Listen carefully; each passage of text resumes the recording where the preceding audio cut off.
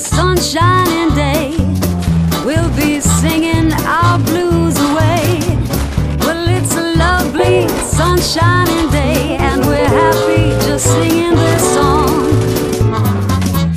When we think of shooting Nazis, we sometimes sense a little familiarity. Surely a game with an enemy as old as gaming itself must instantly be generic, samey, and not worth the time or money it wants to snatch from you. For Wolfenstein, it has a lot to live up to, and so the question we must ask is, does Wolfenstein the New Order fight for the FPS freedom, or fall under the regime of repetitiveness?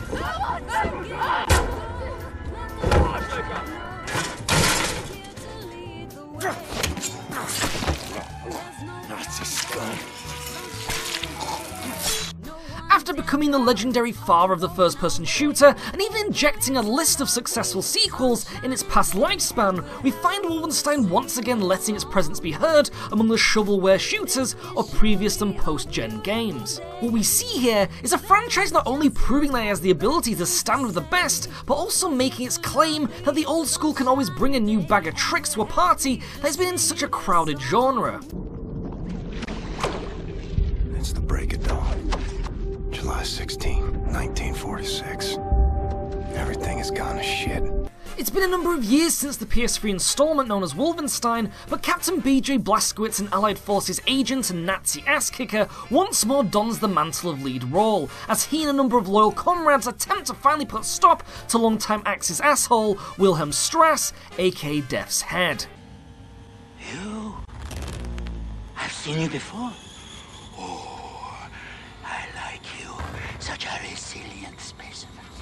With you, I could do great things. Sadly for our longtime hero, Destiny rears its ugly head. As our timeline shifts, we find that with BJ in a coma, we ultimately lose the Second World War. What follows is a complete reimagining of the outcome that redefined the world we live in today. We start to wonder about what life would actually be like if the Nazis dominated our planet those many years ago, and thanks to Wolfenstein, the truth is actually rather scary.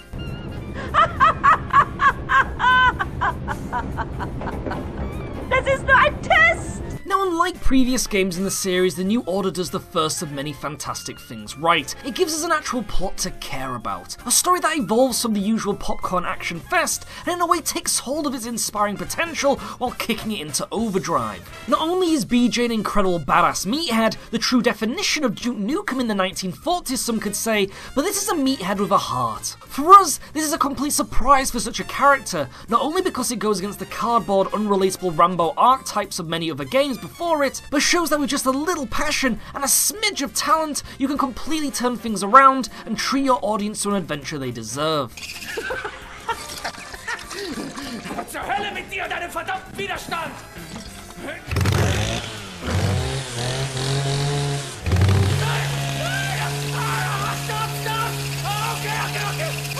Throughout your adventure, you will kill many a Nazi, but thanks to the excellently scripted plot, we find that it isn't just the killing that keeps us thirsting for more. We also find that each and every support character pushes us to fight for their cause, not only to finally win the war, but also see the conclusions to their near-hopeless quest. It helps further that Wolfenstein provides a rather smile-provoking side love story that deserves the attention it displays. Not only is BJ and love interest Anya's romance believable in the realms of reality, but also presents a sweet cheekiness you never want to see the end of. Now sadly the final segment pulls a rather speedy cliffhanger, but the 11 to 12 hour journey to that ending is what we truly enjoy. And in my eyes, I was disappointed with how it ended, but that even with its charitable length, I still wanted more and to find out what happens next, which personally is an achievement unto itself.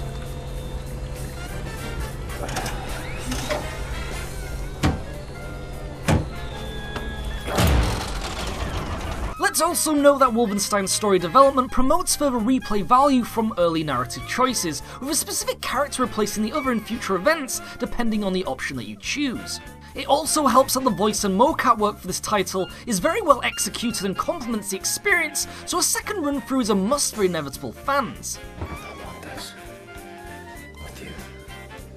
Like this. Always.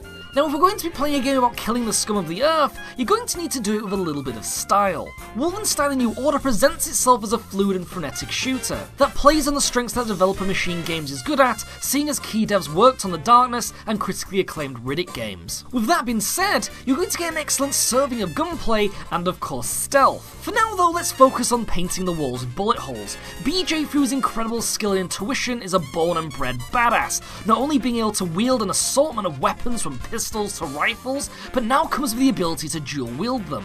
Now sure, it may not be a new mechanic, but in a way Machine Games have known its double duking is incredibly satisfying, with weapons giving off amazing kicks and feedback with every trigger that you pull.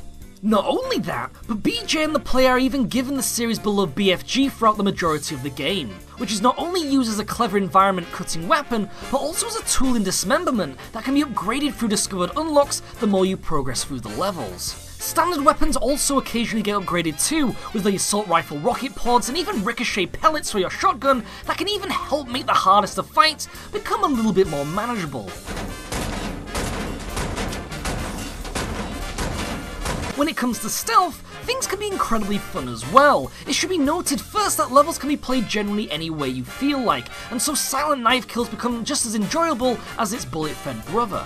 The sneaking itself feels accessible, and the takedowns never get old as room to even building clearing with just a stroke of a trusty blade makes the biggest brawler feel like a seasoned assassin. The New Order takes your abilities a step further with a straightforward skill tree system that allows you to benefit from a preferred playstyle, be it assassination, cover-to-cover shooting, and even many more. The point of Wolfenstein is to have fun, but feel like you're improving the more you play, which it exceeds on quite nicely. Now, this is where things get interesting. Seeing as this is a Wolfenstein title, it would be weird not to have a boatload of loot and secrets to find during your journey. Over the course of the game, players will find many a trinket, from classic Nazi treasure to Enigma machine codes that lead to new game modes to play around in. Something cool that I found as well was that once an enemy is dead, they still have their uses, with BJ being able to farm detachable helmets from fallen foes for armor shards that really come in handy on harder difficulties. Excellent. Leave right away. That third train is en route. Fuck me. I know what you're thinking, Blasco. No chance. I'm keeping this thing.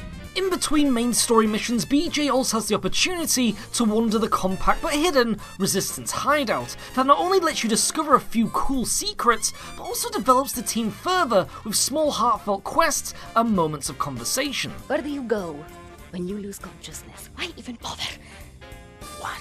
Visually, Wolfenstein: The New Order is also an acceptably pretty game. Even though the world consists of many a grey and, well, grey, it uses this to its strengths in bringing to life a rather dark and brooding world, populated by the worst of the worst. It is probably rather difficult creating a world in what would be the Third Reich's image, but to be honest, the concept execution is totally believable in the world Machine Games depicts here, and it was rather enjoyable to breathe in from start to finish. Background music at the same time is equally fitting, with heavy action beats complementing the more combat-heavy scenarios, while pulling things back depending on the heart of the situation.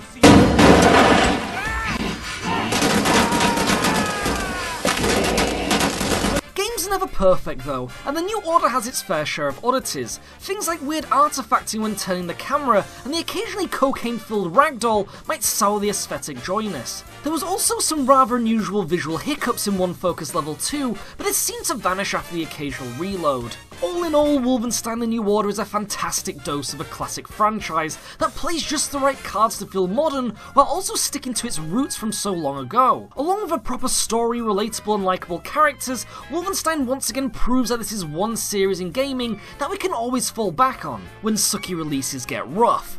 Proxy playthroughs gives Wolfenstein: The New Order a gloriously scrummy gold muffin, but what about you, minions? What do you think of The New Order? Proxy would love to know, but until next time, ciao.